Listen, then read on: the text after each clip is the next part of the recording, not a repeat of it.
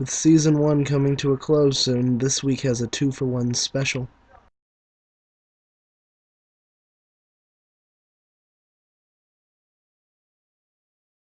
Far Cry 3: The Journey Home, while late to the big blockbusters of the year, is actually a pretty fantastic game.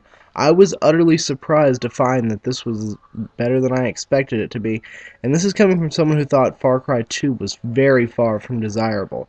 In this story, you play as angsty McBeefcakes who, upon skydiving and partying with his friends, the fuck-around game, come across modern-day Attila the Hun, who is more than ready to rape and pillage them. But McBeefcake manages to escape and is now on a quest to get his friends back by becoming every bit as bonkers as the fucker who took over the island to begin with.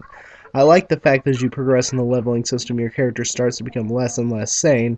Thought it was pretty cute, and by the end of the game, it justified the fact that every 20 minutes I had to swim into the little ravine area and fucking knife a shark to death just to prove that I've got stones.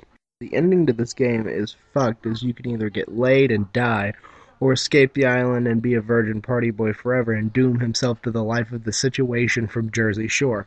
That is the one blemish to the storyline. The revenge on Voss is so satisfying, and I felt the rage my character was feeling. Now, Voss is by far one of my favorite characters this year, in the fact that he's a complete and total psychopath, and I can sympathize with him. And you go from really hating him, and I mean I did at the beginning. In fact, there isn't a single character I think I've disliked more, yet by the time the game was over, I realized something. Somewhere in my quest of angsty revenge, I became just like that thing I hated the most. And that was pretty damn cool. I grew because of this game. That, and this game has this immense crafting feature on this beautiful island. I mean, it's like taking the island from, say, a more popular game like Dead Island and actually making it challenging and threatening. I can't tell you how many times I walked into the wilderness thinking, okay, I'm just going to pop up and ambush these pirates only to get gang raped by the local form of wildlife. Well, there's one down, now one more to go, right?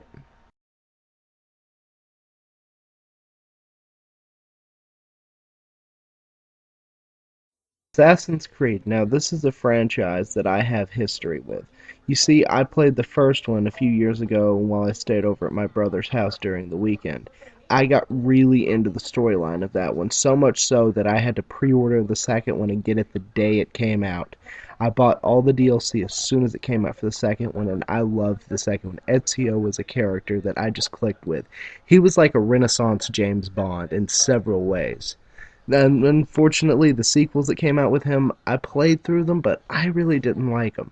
So when I heard that they announced Assassin's Creed 3 that was not only going to end Desmond's story, which I was kind of curious about after the events of Revelations, but it was going to introduce a new character in the American Revolution, which is probably one of my favorite time periods in all of history, because the characters are so well-rounded and interesting.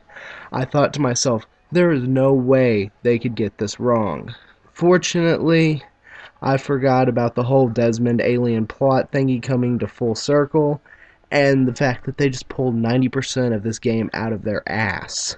It takes place during the American Revolution, as I said, where your character explores the revolution from the point of a Native American, so no matter what side your character would have sided with, he's going to be pretty fucked anyway. I'm going to save you the trouble of buying this game and just tell you. Naval battles are really fun, and the rest of the game is just running from place to place, finding new ways to gather money to upgrade your defensive fortress and all that, like in the other games, only to make more money. And the plot's taken right out of your ninth grade history book, and your character honestly is kind of a stereotype of the one lonely Native American shedding a single tear over the environment. I'm sorry, but Ezio was just a better character, and you really needed an interesting and well-developed person to replace him. Connor, it just doesn't pull it off. And most of the twists in this you can see coming from a mile off. In fact, there's one early in the game that if you read all the little pages you find, it flat tells you what it is.